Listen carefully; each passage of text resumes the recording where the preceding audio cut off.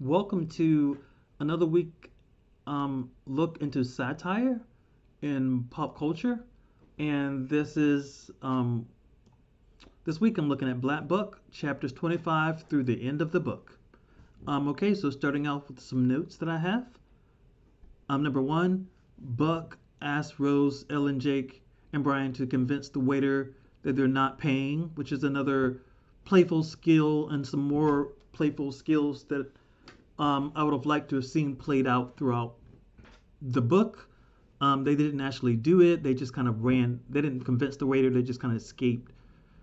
And then Brian gets caught, and he gets mistaken for a, someone that's done something really awful, and he's get held in jail for a number of days.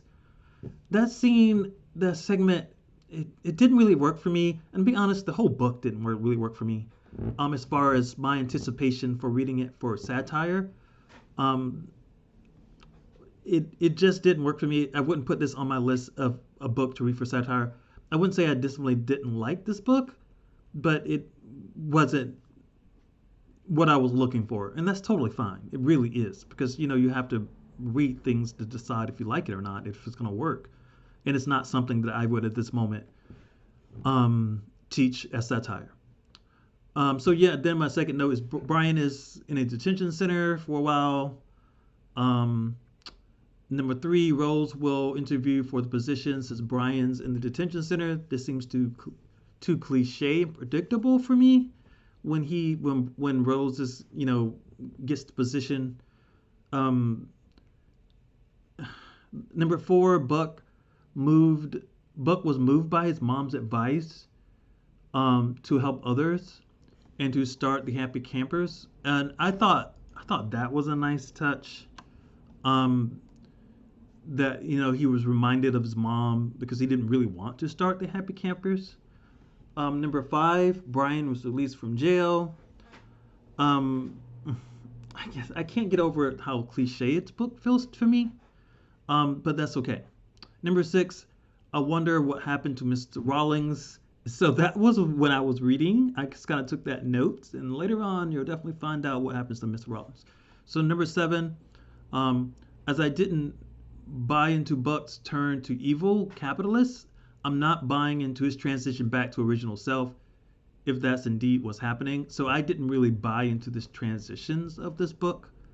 Going, it just didn't, it didn't resonate with me or wasn't believable, and I think I've mentioned that several times.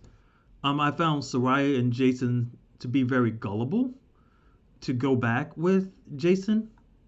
On number nine, I have a sentence, a quote.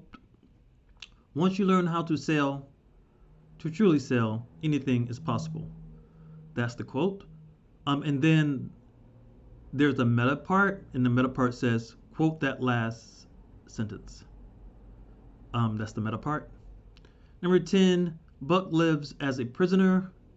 And it was interesting that he said that at the kind of near the ending, but instead of just dropping that on us at the very ending, I thought that was an interesting way of doing it. Number 11, sounds like Buck created an underground network for African Americans to obtain higher paying jobs. Is this through HR? And I think I was somewhat confused with Happy Campers and how it was, why Clyde would have been frustrated with Happy Campers. I think Clyde was just frustrated with Buck. That was no matter what Buck was doing. Then number 13, I have Clyde returns. Number 14, I just wrote a note for the White United Society of Salespeople. And I wanted to put in here too. I thought it was interesting the sales prices and the things that they were saying that so blacks will pay cheaper, blacks will get cheaper prices for things. I found that intriguing as well. On number 15, I have a quote. I'll start, quote, what's going on is what we are finally standing up for, our rights, just like Clyde would have done if he were still here. Ever since you got in that seat, we've seen how you favor the black SDRs and how much time you spend with them.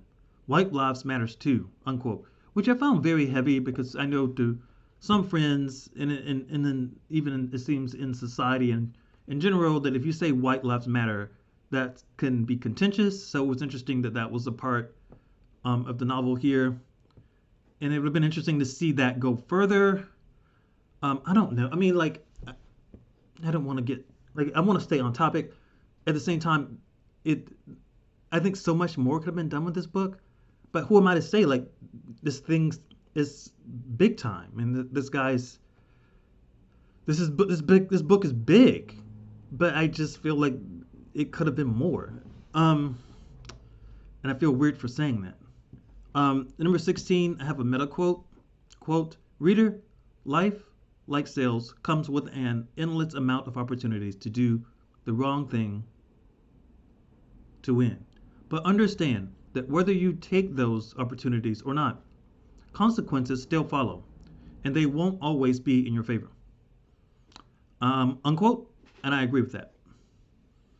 17, they kidnap Clyde, which was very interesting.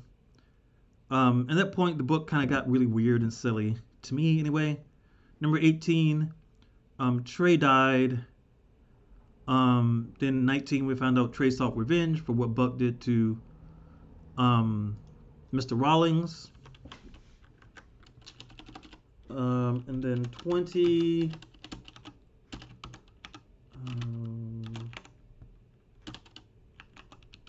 20, the narrator apologizes for misleading the reader and not saying he's in prison at the beginning. I like unreliable texts, so I appreciated this last unreliable part.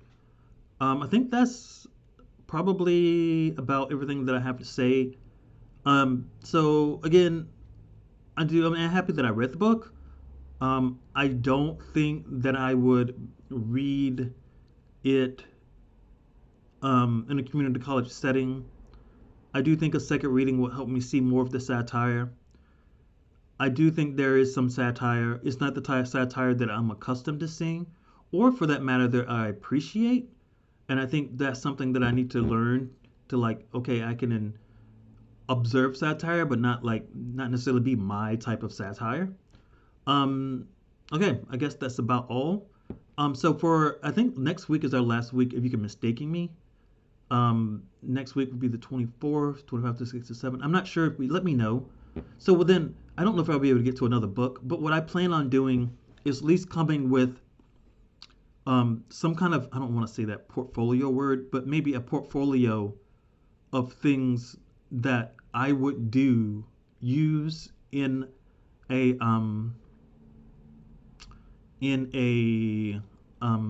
satirical unit. I think that's a good job for me. So I can look over things and present it in a video or something and show you some things that I would use.